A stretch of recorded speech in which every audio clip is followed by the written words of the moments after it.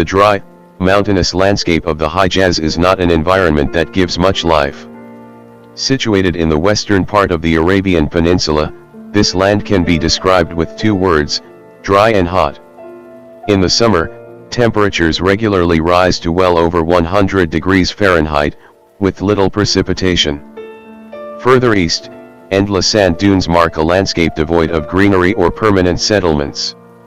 Yet it was from this harsh landscape that, in the early 600s, a new movement emerged, one that would change the course of history in the Arabian Peninsula and beyond. Geography. The Arabian Peninsula covers an area of over 2 million square kilometers in the southwestern corner of Asia. Situated between Asia, Africa, and Europe, the land is unique in its connection with all three continents of the Old World. Despite its position, it has been mostly ignored by outsiders. The ancient Egyptians chose to expand into the Fertile Crescent and Nubia rather than venture into Arabia's deserts. Alexander the Great passed by it in the 300s BCE on his way to Persia and India.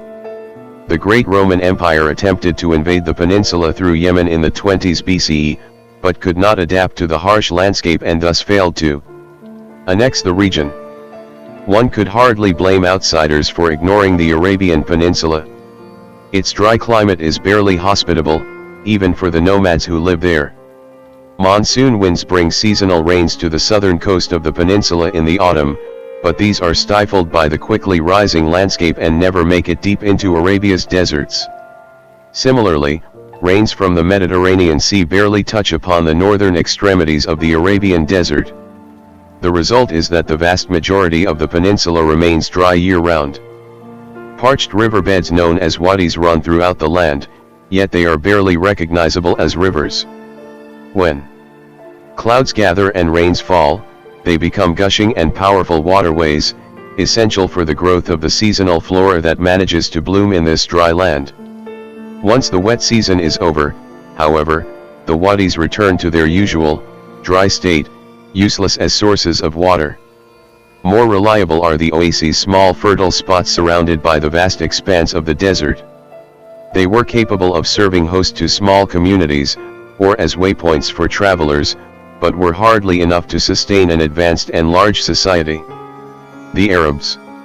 Civilizations tend to be greatly shaped by the environments in which they develop, and the Arabs are no exception. Everything about the life of the Arab was based around the harsh environment in which he lived. Due to the desert's inability to support settled civilization, the Arabs were constantly on the move in search of fertile land for their flocks. One theory of the etymology of the label Arab even posits that the word itself comes from a Semitic root meaning wandering or nomadic. The Arabs would spend the summer months around whatever oases or wells they could rely on year after year, trying to make supplies and water last by living on the bare minimum.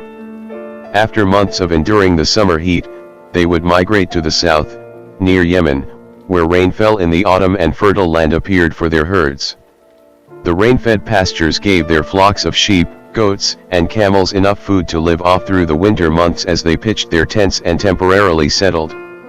By the time the rain stopped and the dry season began again in the spring, the Arabs returned to their oases and wells to wait out another summer. This harsh cycle had been the norm for the nomadic Arabs since time immemorial, and it remains in place for the Bedouin Arabs who still live in Arabia's deserts. In pre-Islamic Arabia, hospitality was of such importance that a guest at the home of an Arab was guaranteed at least 3 days of total security and protection before he would even be questioned about why he was there. This tradition was further reinforced by the Prophet, who stated that a guest has the right to be hosted for 3 days. The desert was not a place to be alone. With so many threats to the survival of the Arabs, community cooperation was essential.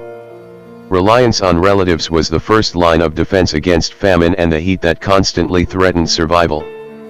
Families were expected to share resources and shelter, and the concept of pure individualism was strongly frowned upon. As such, the family, and by extension, the tribe, served as the most important unit within Arab society.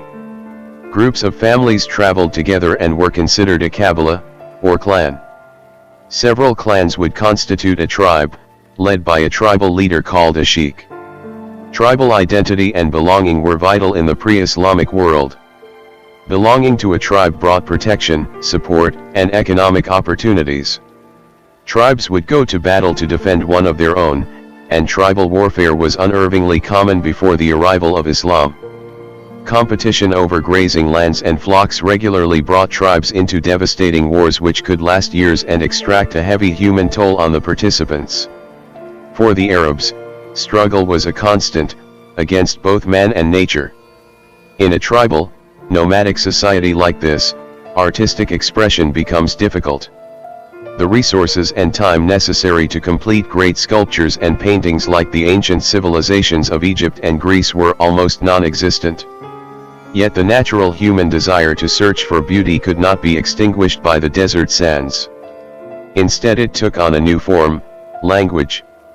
Perhaps more than any other language in the world, Arabic itself is a form of artistic expression.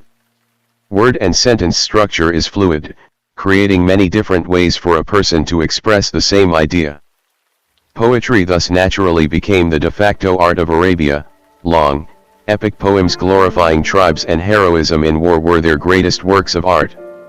The finest poets were revered celebrities in every way. Their words were memorized by the masses and repeated for generations. The 7 most magnificent pre-Islamic poems were known as the Mu'allaqat, meaning the hanging ones. They were so called because they were hung on the walls of the Kaaba in Mecca, or alternatively because they were hung in the hearts of all Arabs due to their reverence for the poetic medium. Despite being an advanced literary society, writing was rare in the Arabian Peninsula. While a written form of the language did exist by the 500s, it was rarely learned. Memorization was enough for the Arabs, who were capable of learning poems that were thousands of lines long by heart so they could repeat them to future generations. Memorization would prove to be a vital skill once Islam arrived in the peninsula in the 600s. When it came to religion, the pre-Islamic Arabs were almost exclusively polytheistic. Islamic tradition holds that the Prophet Abraham, and his son, Ismail, built the Kaaba in the valley of Mecca in ancient times as a house of worship for one God. The Kaaba was built as a plain rectangular building on a foundation set by the first man Adam. From this shrine, Ismail was able to preach the monotheistic message to the Arabs, who adopted him as one of their own. Over the centuries, however, the progeny of Ismail distorted his monotheistic teachings. Stone and wood idols were carved to represent attributes of God. Later, they would go on to represent separate gods entirely. By the time of the Prophet Muhammad, there were 360 gods in the Kaaba. The message of Ibrahim and Ismail was not entirely lost on the Arabs, however. The two prophets were still revered figures in the minds of the Arabs, and even some of their basic teachings still held weight in this society. They certainly believed in the God of Ibrahim and Ismail, called Allah in Arabic.